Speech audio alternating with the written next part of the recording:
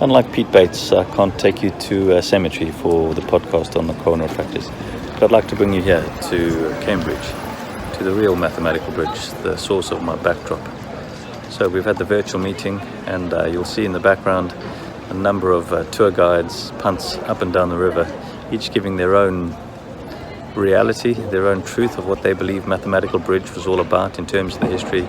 And if you listen to them, you'll find that they aren't all saying the same thing. There's often some common themes, but often the truth lies somewhere in the middle. And that's the great thing about the coronoid. If you hear enough truths, after a while you can build it up for yourself. So we're now coming up to the mathematical bridge. There's a lot of legend behind this. Some say it was designed by Isaac Newton, but I'm not entirely sure. However, when they built it, they were able to put it together without any bolts or screws to hold it together. Then sometime in the 17th century it became a little bit rotten, so they decided they had to rebuild it. So they got the geniuses in the engineering department to take it apart and then to put it back together again. However, when they did it, they were unable to actually get it to stay in one piece, and they actually had to use bolts and screws. They couldn't work out how it had stayed up before without any fixings. So here it is today. It's still a mathematical bridge, and I'm not sure it's as mathematical as it was before, because now it needs bolts and screws. I wonder what the secret was. Okay. Man, this punting's harder than you think. A bit like elbow surgery. Some days you think it's easy, and then you realise, man, it's not going to work. So, yeah, bridges. I've been thinking about them since I learnt a little bit about bridges on the can. And the coronoid is a bit like a bridge. You can't really think of it as a two-dimensional structure, because then you'll get caught out. You really need to be thinking of it as a three-dimensional structure. And now all pieces of that sort of bridge key in together to bring stability to the bridge. And that's what the coronoid that's what the coronoid does for you. It brings stability to the elbow. So if you think about a Motch's classification, you know, he's got that bifacet dislocation, and that's sort of like the buffer, and it stops the elbow from jumping forward. But then you think of Regan Murray and the tip fractures, and we learned that some little tip fractures, and I know there's no tip to the coronoid, but some of those little tip fractures on the lateral were really, really unstable, and some of them weren't. And why were some unstable and some weren't? So if you're reading the literature from back in the, late 90s, Regan Murray era, probably because it depended on where that chip was broken. So was that tip the intermediate facet, or was it that anteromedial facet? And coming back to that Wrightington classification, the importance of that anteromedial part, because that anteromedial part sort of involves the posteromedial rotatory instability. So all of them are telling you a truth in a way, and if you listen to all of them and build it up, look like, oh, hello, mathematical bridge coming through. Oh man, there's more.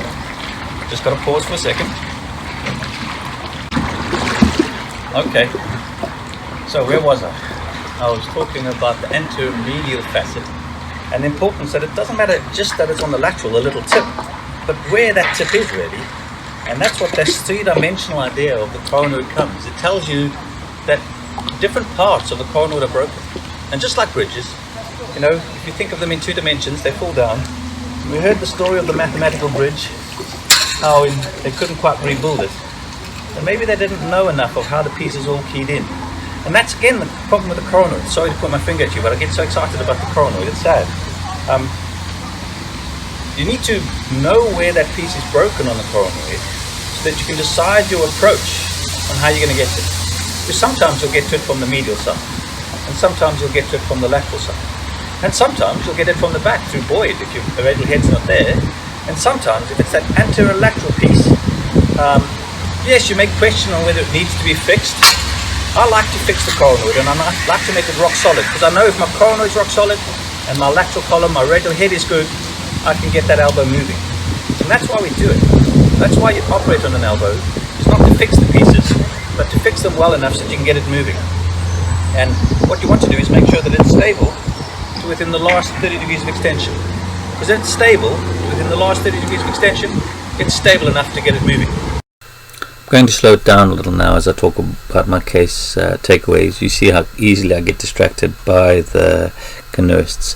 Firstly, the 16-year-old who falls injuring his elbow off his bicycle. Then the 45-year-old who injures his elbow playing football, feels a pop but doesn't actually frankly dislocate his elbow. Now, two totally different injuries. Regan Murray ones on the lateral, if you had to look at them, just a small tip of the coronoid fractures, but absolutely different elbow injuries. The volume rendered 3D CT of the 16-year-old showing me that the piece that's come off is that intermediate ridge. Congruent and reduced, stable, I don't need to worry about that one. But if we have a look at the sagittal CTs here of the 45-year-old, we see as we come from the lateral side, the side of the radial head, it extends all the way across the front of the coronoid, all the way across to the medial side, to the sublime tubercle. That is an anteromedial coronoid. That is associated with posteromedial rotatory instability. That injury has the propensity to run into problems down the line. And on every bit of imaging, his x-rays and his CTs where his elbow is flexed at 90, elbow is reduced and congruent. But when I take him to theatre and I screen him, the first picture I take, his elbow is extended to 60 degrees and you see how the elbow subluxes into the defect. And that's the problem with the elbow. It's stupid. It doesn't feel a lot of pain. It's got very little proprioception.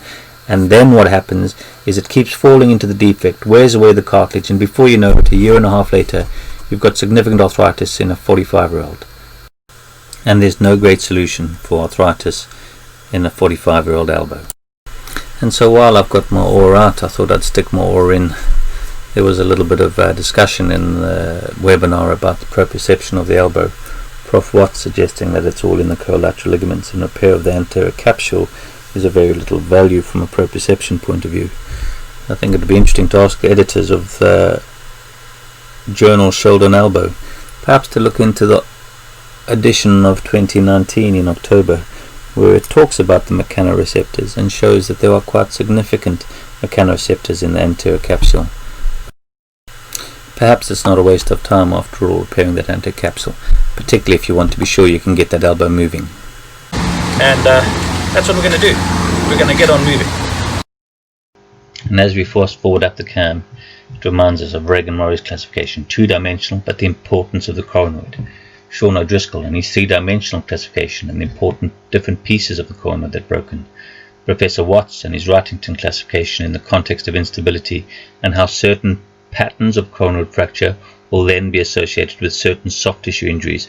At the end of the day, what you need to do is make sure that your bridge, your coronoid, is as stable as possible and as stable as you can make it so that you can get a move on. If you're going to get a move on, you can go to the pub, back to the Eagle.